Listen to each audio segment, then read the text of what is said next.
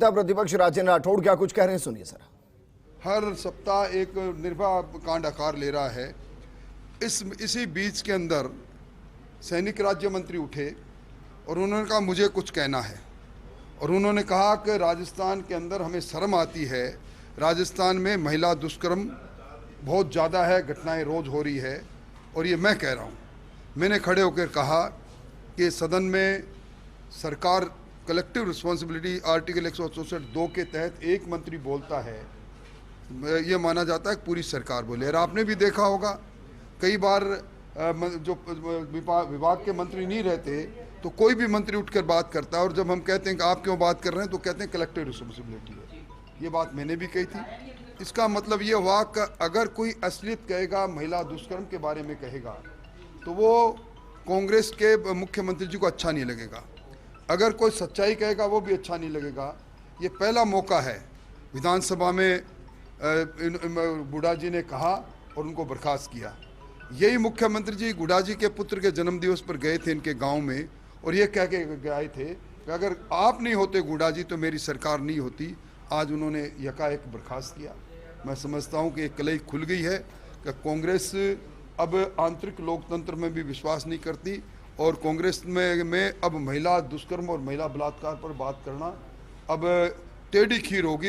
ये बात करना उनको नागवार गुजरा है। सर, आपको लगता है इंटरनल डेमोक्रेसी, आंतरिक लोकतंत्र तो कांग्रेस में कभी था ही नहीं, पर कांग्रेस में सिर्फ फटोबल इसलिए हो गई।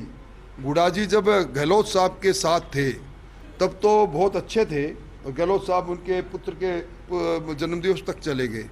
और गुडा जी ने जब पेपर लीक के मामले के अंदर सरकार के को ललकार रहे पूर्व उप मुख्यमंत्री के साथ वो मंच पर चले गए, तो वो दूसरे हो गए। ये निपटाओ अभियान कांग्रेस को निपटाए। सर, ये भी कहा था गुड्डा जी ने कि भ्रष्टाचार जो है वो हमारी सरकार में चरम पे, और हम सब उन्होंने कहा था भ्रष्टाचार चरम पर है, महिला दुष्कर्म चरम पर है, कमीशन चरम पर है, सरकार का अलाइनमेंट खराब है। लगता है कि अरुण सिंह जी की मुस्कुराहट बता रही है कि मीडिया से बात वो करेंगे।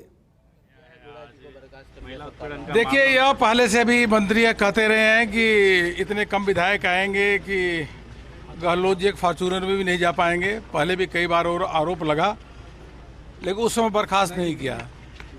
अब यह लग रहा है गहलोत जी की हमारी सरकार जा रही है। मंत्री का बर्खास्त होना, इसका मतलब सरकार जाना तय हो गया धीरे धीरे करके।